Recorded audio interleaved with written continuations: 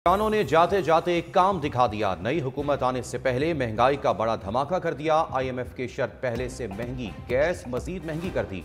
कीमतों पर 65% इजाफा कर दिया। गरीबों से मजीद 204 अरब रुपए बटोरे जाएंगे। प्रोटेक्टिक सार्फिन के लिए कीमतों में 100 रुपए फी MMBTU इजाफा।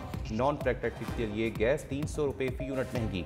CNG सेक्टर के लिए फी MMBTU कीमतों में 170 रुपए इजाफा। गैस इस्तेमाल करने वालों के लिए फी MMBTU कीमतों में 900 रुपए का इजाफा। काबीना से मंजूरी के बाद इजाफे का इतलाक 1 फरवरी से होगा। तमाम यूरिया खाद कंपनियों के लिए यकसा गैस टैरिफ की मंजूरी। फर्टिलाइजर के लिए गैस कीमतों में इजाफे का इतलाक 1 मार्च से होगा।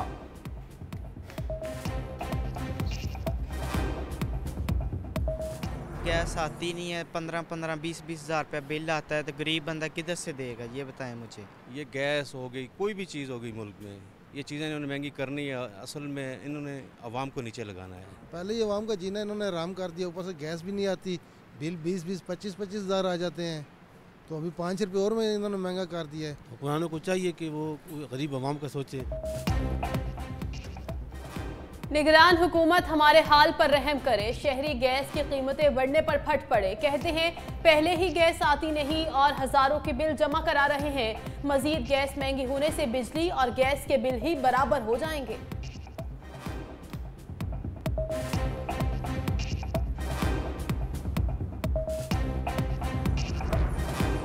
गाड़ी खरीदना अब आम आदमी की सोच से भी बाहर। ECC ने मकामी सतह पर बनने वाली कारों पर सेल्स टैक्स बढ़ाने की मंजूरी।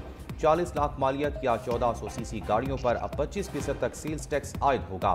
FBR को रवा माली साल के दौरान 4 अरब रुपए का इजाफी रेवेन्यू मिलेगा। बड़ी गाड़ियों की खरीदारी पहले ही ना होने के बराबर थी।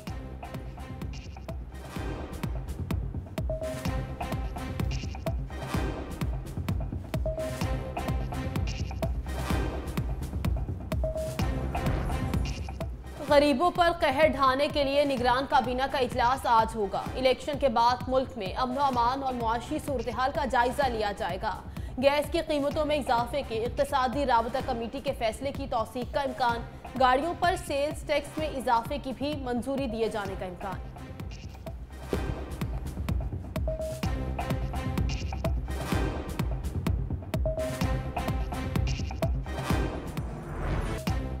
वज़ीर आला के लिए नामजद होते ही अली अमीन गंडापुर के लिए कानूनी इम्तहान। आज़ाद कश्मीर इलेक्शन कमीशन ने अली अमीन गंडापुर के वारंट गिरफ्तारी जारी कर दिए। डिप्टी कमिश्नर डेरा इस्माइल खान को मरासला जारी। 28 फरवरी को गिरफ्तार करके इलेक्शन कमीशन के रूबरू पेश करने की हिदायत। अली अमीन गंडापुर के खिलाफ आज़ाद कश्मीर के आम इंतखाबात में ज़ाब्ता अखलाक की खिलाफ वर्जी का केस जेर समात है। 9 मई वाक़यात की तहकीकात करने वाली GIT भी अली अमीन गंडापुर की गिरफ्तारी का फैसला कर चुकी। थाना शादमान नजर आतिश केस में 9 के इश्तिहारी मुल्जिमों की जायदाद कुर्की का भी हुक्म। मुल्जिमों में अली अमीन गंडापुर, मियां असलम इकबाल समेत दीगर शामिल।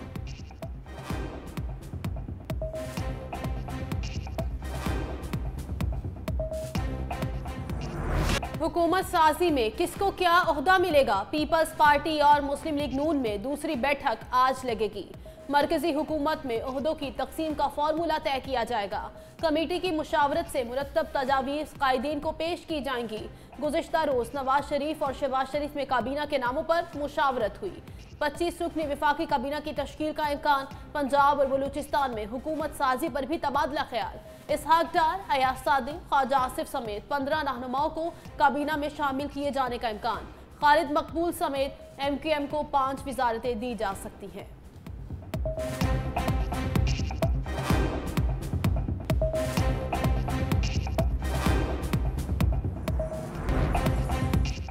पीपल्स पार्टी काबीना में शामिल ना हुई तो खतरनाक होगा। पीपल्स पार्टी किसी भी वक्त सीढ़ी खींच लेगी। ख्वाजा आसिफ को डर। कहा बिलावल भुट्टो इलेक्शन मुहिम में PDM हुकूमत को टारगेट करते रहे। हमारे भी इलेक्शन के नताइज पर शदीद तहफ़्फ़ुज़ात हैं। PTI खैबर पख्तूनख्वा के नताइज पर क्यों शोर नहीं मचा रही? पाकिस्तान में बिजली और गैस चोरी होती है, इसे महंगा करना पड़ेगा।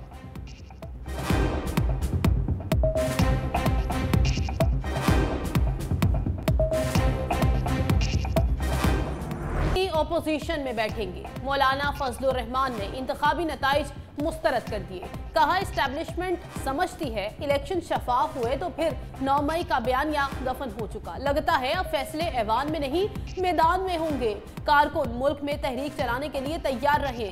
तहरीक इंसाफ से जिस्मों का नहीं दिमाग का झगड़ा है। इंतखाबी अमल यरगमाल बना रहा। हमें धांधली के जरिए शिकस्त दी। इस्लाम दुश्मन ताकतों की साजिश पर JUI को हराया गया।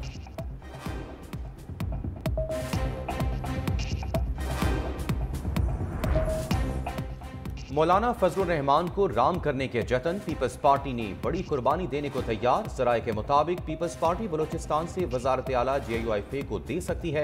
मुस्लिम लीग नून और काफ लीग की भी मौलाना फजलुर रहमान को मनाने की कोशिशें जारी। JUI फे को बलोचिस्तान से कौमी असम्बली की मजीद 1 सीट मिल गई। नशिस्तों की तादाद 6 हो गई। दोबारा गिनती के बाद NA 261 से मौलाना अब्दुल गफूर हैदरी कामयाब करा।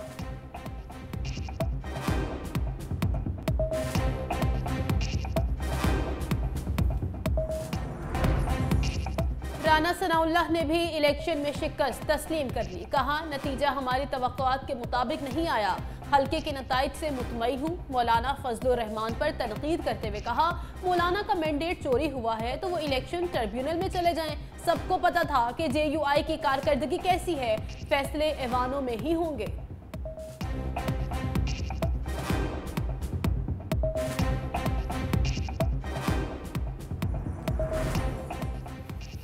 नई हुकूमत 1.5 साल भी नहीं चलेगी, फिर इलेक्शन होंगे। फैसल वाडा की पेशगोई। कहा अली अमीन गंडापुर को वजीर आला बनाने से 100% लड़ाई होगी। KP में गवर्नर राज भी लग सकता है। हुकूमत ने शामिल जमातों को शायद दोबारा कभी इक़्तिदार का मौका ही ना मिल सके। जो नवाज शरीफ के साथ हुआ उसकी किसी की तवक्को नहीं थी।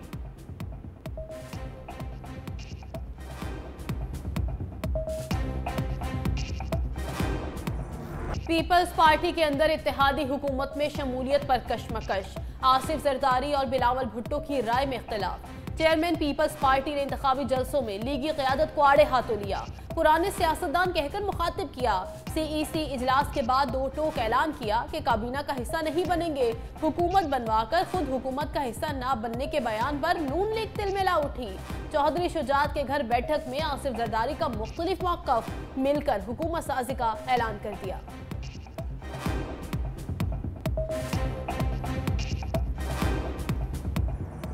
इमरान खान के बगैर ना पार्लियामेंट चलेगी, ना हम चलने देंगे, ना हुकूमत चलेगी, आप देख लेंगे नहीं चल सकेगी, और ना ही रियासत चलेगी। जब इतनी स्ट्रांग ऑपोजिशन होगी तो फिर आप देखेंगे। और फिर इनका तो वैसे भी इनकी जो हारे हुए होते हैं उनका कॉन्शियंस, उनका ज़मीर अंदर से उनको मलामत कर रहा हो। अगर मैंडेट क्लियर मिलता है तो ही हम बनाएंगे, वगरना हम ऑपोजिशन। मैंडेट अगर क्लियर मिलता है फिर ही हुकूमत बनाएंगे, अदरवाइज नहीं। बानी PTI के बगैर पार्लियामेंट चलेगी, ना हम चलने देंगे। हुकूमत चलेगी और ना ही रियासत चल सकेगी। तहरीक इंसाफ के रहनुमा लतीफ मूसा का अपोजिशन में बैठने का इशारा। टेलर न्यूज़ के प्रोग्राम पावर कॉरिडोर में गुफ्तगू करते हुए कहा वाज़ेह मैंडेट मिलता है तो हुकूमत बनाएंगे, मैंडेट ना मिला तो अपोजिशन में बैठेंगे।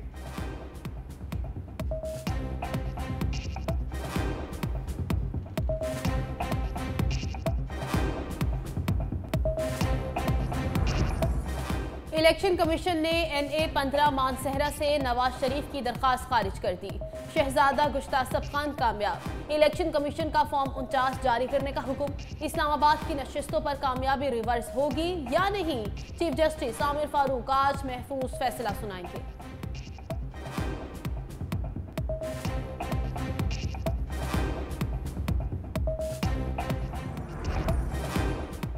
इलेक्शन कमीशन में फिरदौस आशिक अवान ने पुलिस एहलकार को थप्पड़ मारने पर माफी मांग ली। तहरीरी जवाब भी जमा करा दिया। मुतासरा पुलिस एहलकार ने भी जवाब जमा करा दिया। इलेक्शन कमीशन आज की समाअत का हुक्मनामा बाद में जारी करेगा।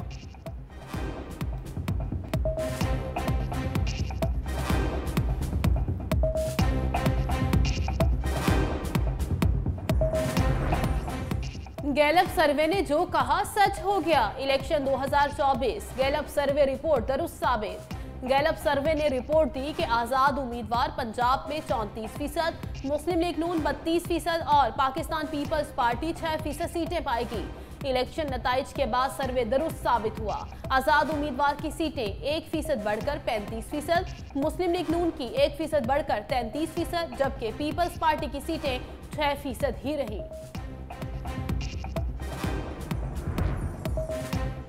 बानी पीटीआई और बुशरा बीवी के खिलाफ 190 मिलियन पाउंड रेफरेंस। एहतसाब अदालत इस्लामाबाद के जज की अदम दस्तयाबी के बाइस समाअत बगैर कार्रवाई मुलतवी। जज मोहम्मद बशीर ने अडियाला जेल में समाअत करना थी। उधर लाहौर की इंसदाद दहशतगर्दी अदालत में 9 मई जलाओ घिराव के मुकदमात की समाअत। अदालत ने बानी पीटीआई की अबूरी जमानतों में 19 फरवरी तक तौसी कर दी।